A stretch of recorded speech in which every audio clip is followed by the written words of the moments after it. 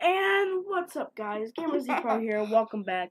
Today we are gonna react to a video called 14 Horror Stories Animated. So, guys, I'm not gonna watch the whole thing because it's almost an hour video, and I'm not ready for that. The thumbs up. Press the thumbs up button. We're gonna start on half of it, but we're not gonna finish the whole thing. We're not gonna finish the whole thing. We need to finish one more. But guys, go. This is my sister. And my sister, okay, so yeah. If get thumbs up if you like this video. Yeah. If you get the thumbs up, get the thumbs up to this video right now. But this one's my brother Eli. And go.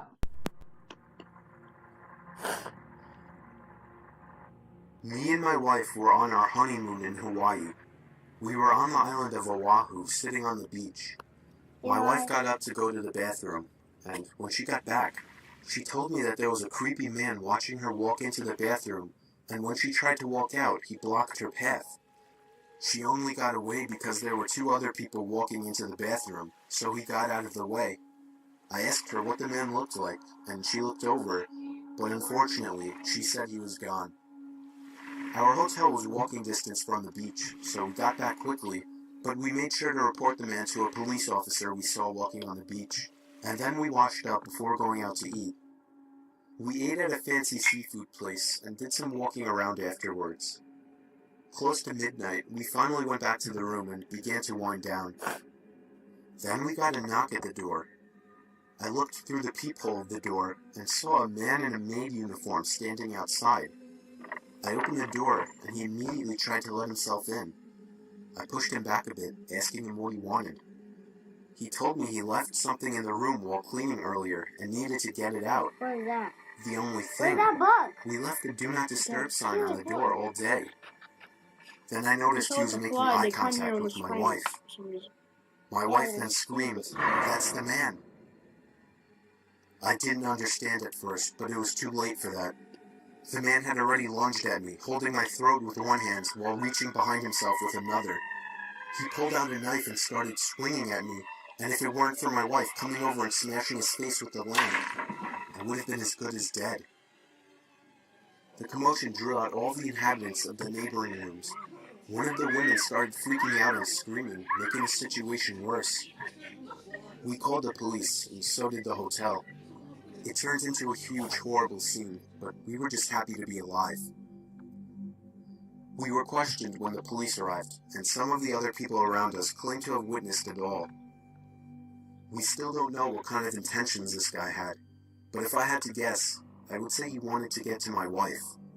He must have been one very dumb person to think he would get away with something like this in such a public building. That is creepy. But not that creepy.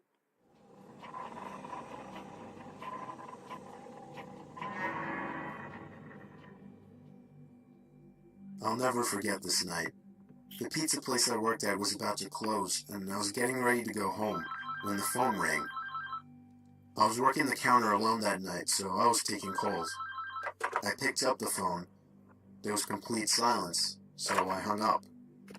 About a minute later, the phone rings again, so I pick up again. Still silence. I was about to hang up again when I heard the very weak and cold voice of an old woman on the other end. She said she wanted a regular pie delivered. I remained polite on the phone, but on the inside I was screaming. I just wanted to get home and end my shift. So you need to pull over. I called out to my boss that somebody is requesting a delivery. He told me I had to go. I was upset at first, but I realized it's another tip, and the old ones usually tip the most, so I decided it was okay. I took down the address and told her I would be there soon, but she had already hung up. I thought that was rude, but I ignored it and yelled to the chef that I needed one regular. My boss told me to just go home after the delivery as the place would be closed, so a little before 10 o'clock, I got in my car and put the address into my GPS. The house was 7 miles away. The GPS took me to the quiet side of town. I arrived to the house. It was a small, one-floor house on a very quiet and empty block.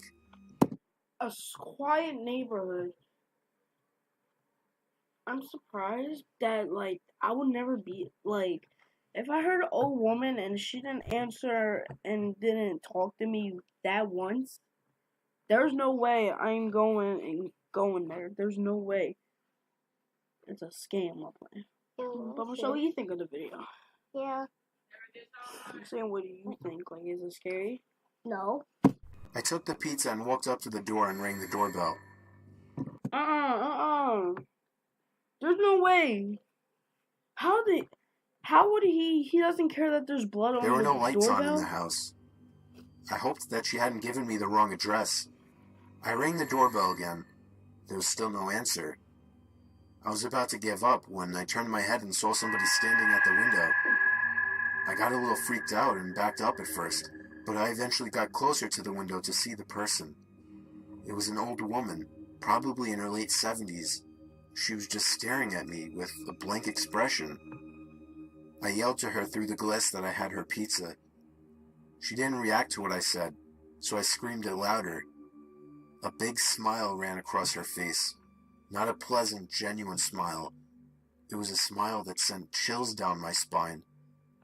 I still remember that exact face she made through the window. I decided that I was freaked out enough and got back to my car and set the pizza in the passenger seat. I had to text my boss about this. I shot him a quick text and started my car, ready to get the hell away. I looked to my right to get one more look, to see the woman standing right outside my passenger side window, giving me the same stare she had given me before. I put my car in drive and floored it down the street, not looking back. My boss never made me do a late night delivery again.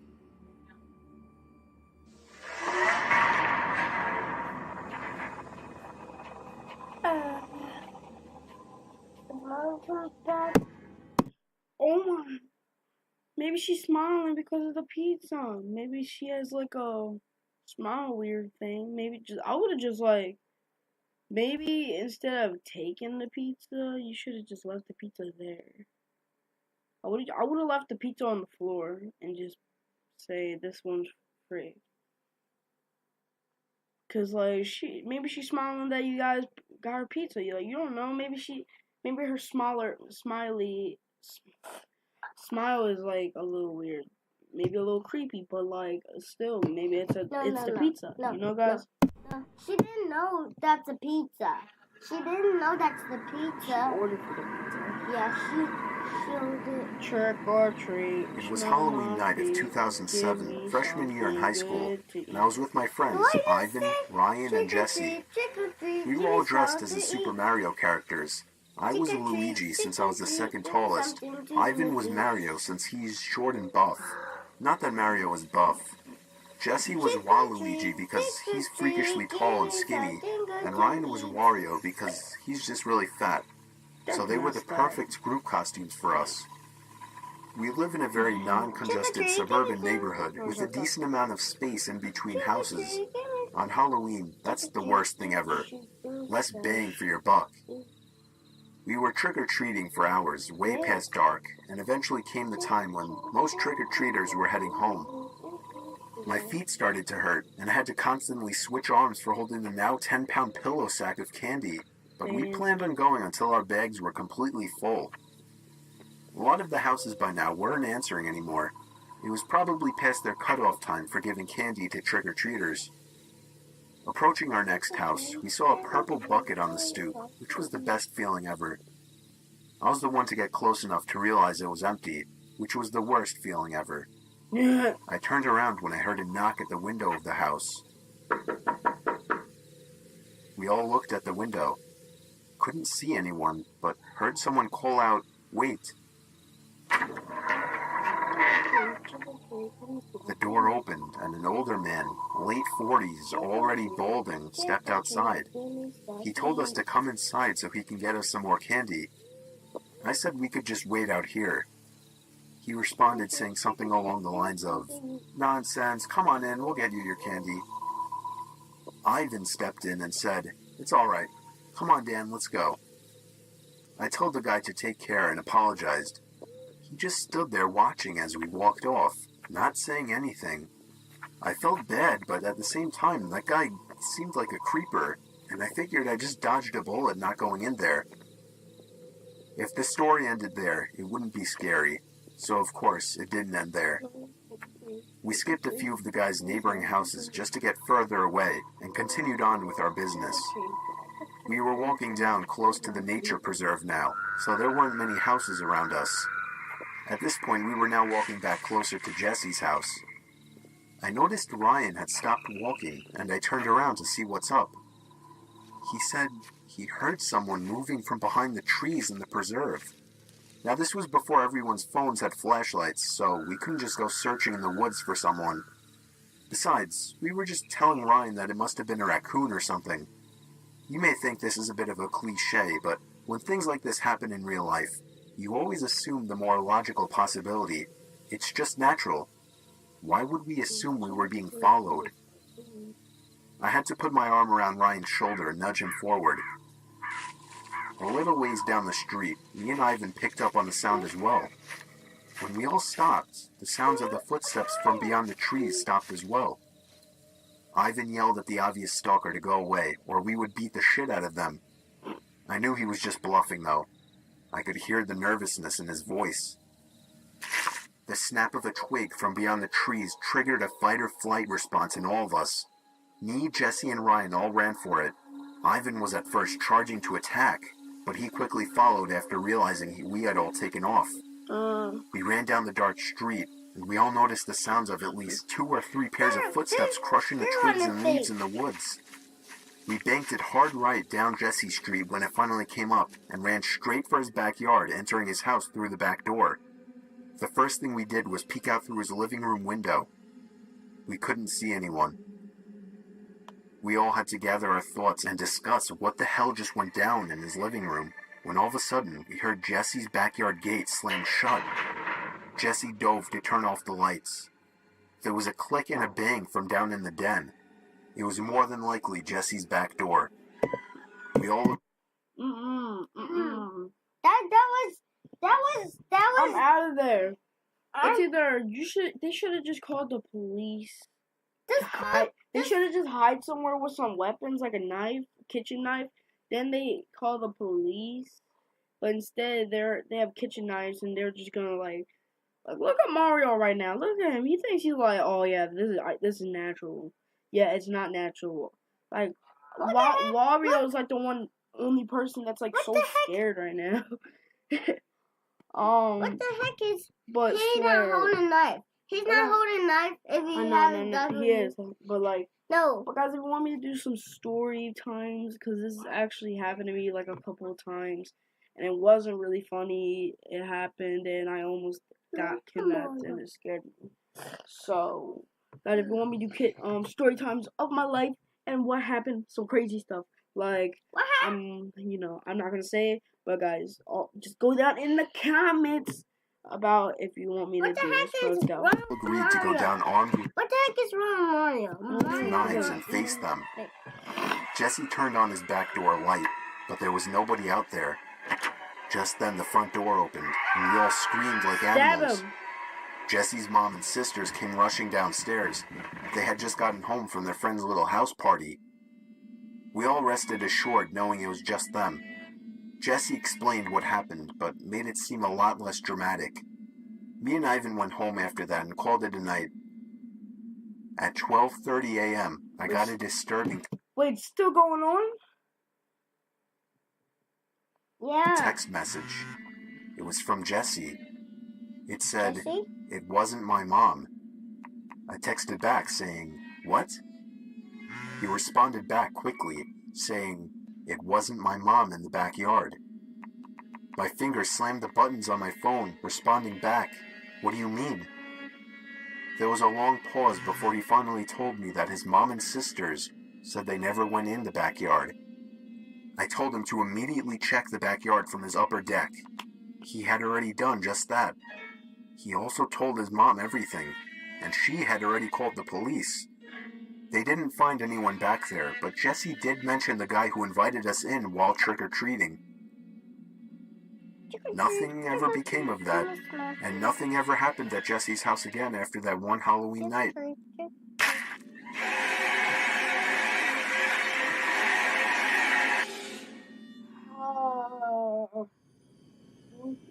scared it is, guys. You can see some weird things when you're tired.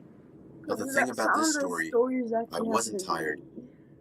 Me and the family were on vacation to some resort in a very rural area of Pennsylvania to make the setting creepier. Wait. What does that name say?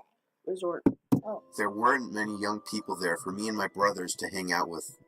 It seemed like more of an adult resort. What the heck is a But kid then one day when I was sitting walking there outside of the main alone? lodge of the resort, I, for some reason, looked up to a window on the second floor and saw a teenage girl looking down at me. From that distance, she looked kind of cute, so I gave her a wave. But she didn't show any sign of reaction, so I just moved on. However, later that same day, I was so bored that I was sitting on the swing set at the little playground of the resort, and that's when I saw the same girl again. She was a little ways away from me, down past the playground, close to the tree line, and she was just standing there, staring at me. Being a teenage guy, my hormones controlled my body, and so I got off the swing and began walking over to her. As I started getting closer to her, I realized she wasn't as cute as I thought she was. There was something about her face that just gave off a creepy vibe. I can't put my finger on it, but if I had to say, I think it would have to do with her eyes and her mouth. I'd say once I got about halfway over to her, she turned around completely and ran into the woods. And I mean she full-on ran into the woods. I stopped in my tracks, completely turned off. This girl seemed like a freaky stalker. I didn't see her the rest of our stay at the resort. During the car ride home, miles and miles away from the resort, I was thinking about her. How maybe if I followed her into the woods, I could have gotten laid, even though there was something off about her face.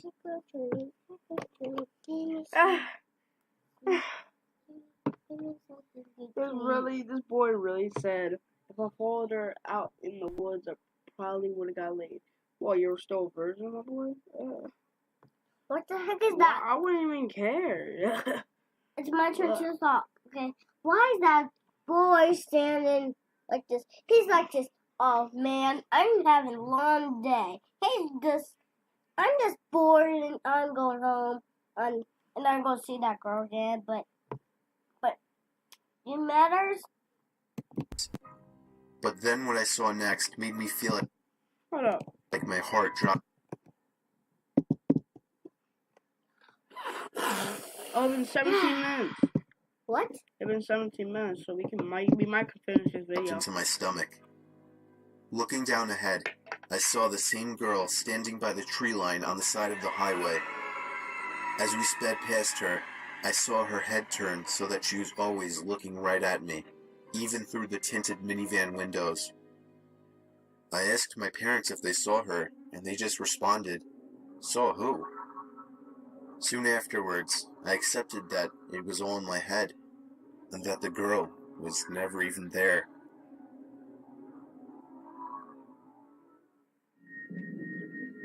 Daryl's Pond. Here's porn. Oh, are you serious? Are you serious? That heart is breaking my heart. No, this is really just scaring the life out of me. My heart is popping right in my chest. Look at my tummy. No. Why? No. Put it back. Put it I down. need Put to- it down. What? Put it down. Why? It's YouTube. Millions of people are gonna see this.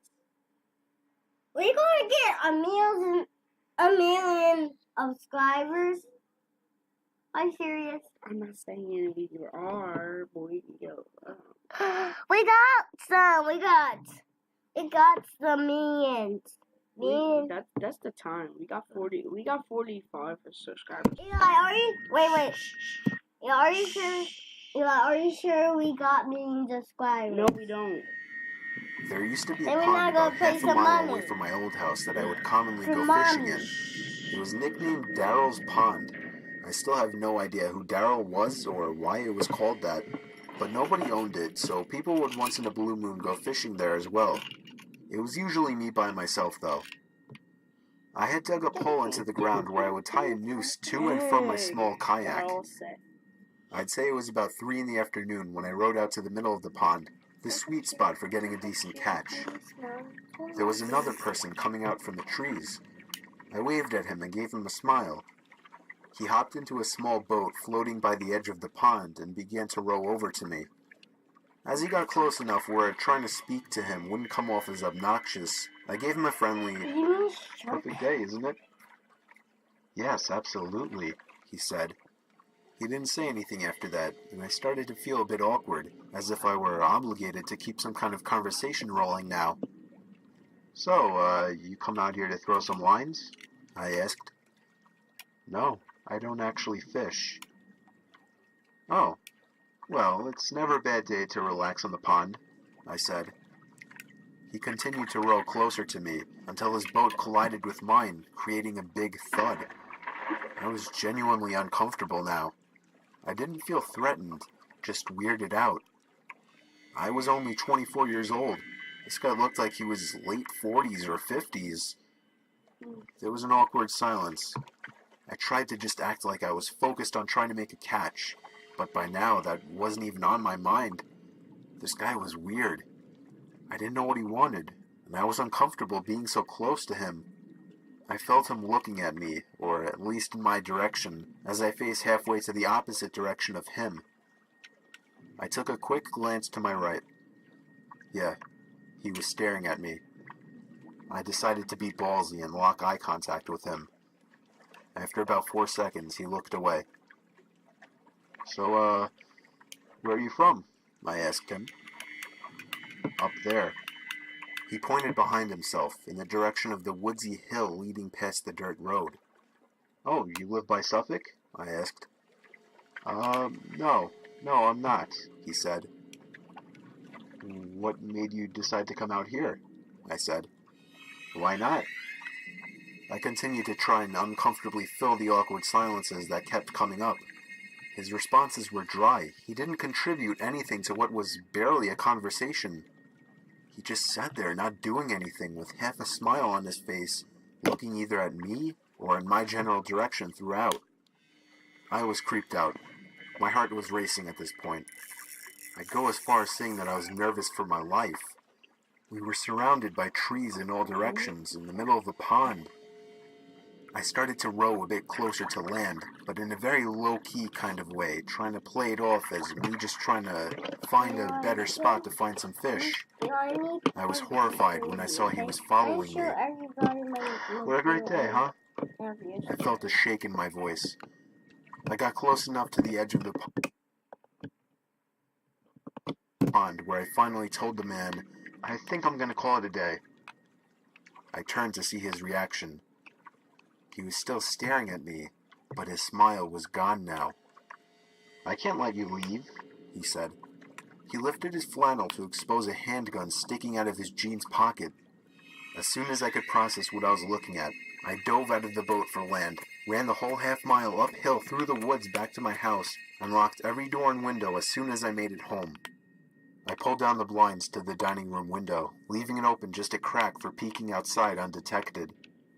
It started to get dark out, and I left every light in the house off, still peeking out to the front yard, making sure I wasn't followed.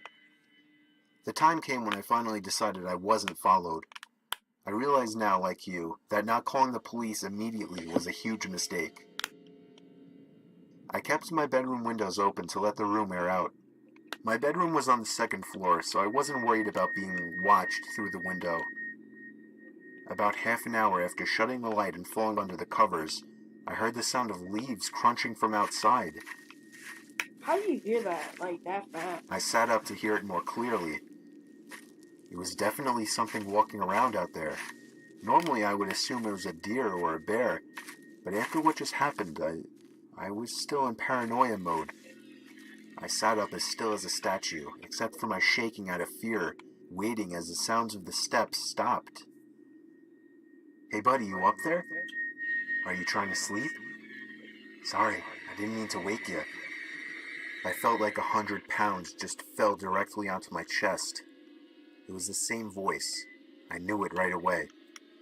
I didn't make a sound. I crept out of the room, quietly downstairs to the kitchen, and grabbed the phone, practically crawling on my way out to avoid being seen through the open blinds. I called 911 like I should have earlier in the temporary safety of my bedroom. I made sure to whisper into the phone as I was still hoping that he hadn't yet heard or spotted me. 20 minutes felt like an hour as I sat behind my bed, waiting for the police to arrive in constant fear that I would hear glass breaking from downstairs, or a thud on the back door, or even just a voice again from down below my window outside. The police did a thorough investigation of the property in nearby woods, turning up nothing. They suggested I stay with a friend or a family member for a few days, and so I did. I never heard from or saw the man again, but I still moved a month later. I couldn't deal with the constant fear and paranoia of being watched through my windows. I feel much more comfortable fishing out by the bay now.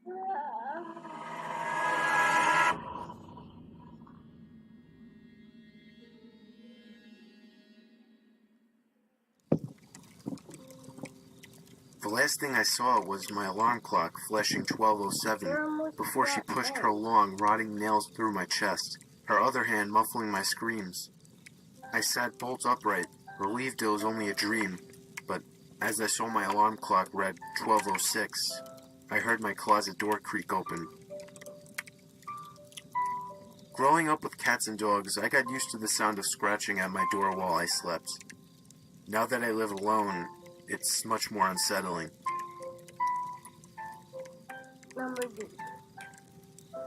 I begin tucking him into bed and he tells me, "Daddy, check for monsters under my bed." I look underneath for his amusement and see him, another him, under the bed, staring back at me, quivering and whispering, "Daddy, there's somebody on my bed."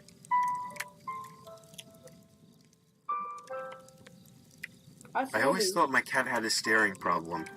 She always seemed fixated on my face, until one day when I realized that she was always looking just behind me.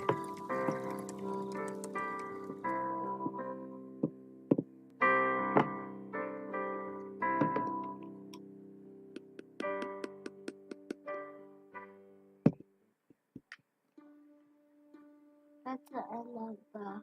No.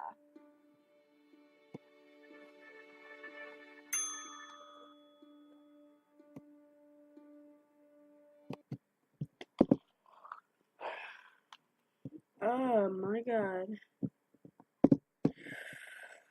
That was like a 27-minute video. But guys, that'll be the end of the episode. That was kind of scary. But guys, in a little bit, I'm going to be reacting to another scary video. And I'm only doing scary ones because I'm always trying to laugh. So I'm going to do a scary one every day. What you want to say? Give them, okay. Give thumbs down if you don't like this video, and click of it, and get subscribe up, and get this on now. But this one's scary to Eli, but it's not scary to me. Get this up to Eli. Eli don't even care, but he knows the scary movie, okay? Now you know the scary movie. It's not scary to me. If you know that, just get a click thumbs down. Click thumbs up if you like this video or not. And if you don't like it, get this on the video now. If you know how it feels. That time it's going to feel very so scared. Okay? But guys, that's going to be the episode. I hope you enjoyed. This was our scary video with my sis. But guys, that's the end of the episode. And I hope you enjoy. See you next time on the next episode of Reaction. Watch this movie alone by yourself. If you're scared, just watch it with another good movie. But guys, if you want okay, done. No. If you know the video, click thumbs up and know the video by yourself. Michelle. And this one's my brother, and this one's Michelle, and this one's Eli. And if you know the video, give thumbs up if you like us. or appreciate to get thumbs up or thumbs down. Or Eli is my brother. But do you want to see my thing? What? I need my. Where is that? Alright guys, so that's gonna be it. So I hope you enjoy. This was a video with my sis. I'm the sister. Okay, and I'm see the you next sister. time on the next episode. Heck is Peace my out, nipple? gamers for life. But you wanna say bye? First I need to show them my nipple. Do you see my nipple, guys? Where's your pimple? Yeah, pimple. There's no pimple. It's gone. It was red. So my sister says bye. So let's go. Bye to this next video.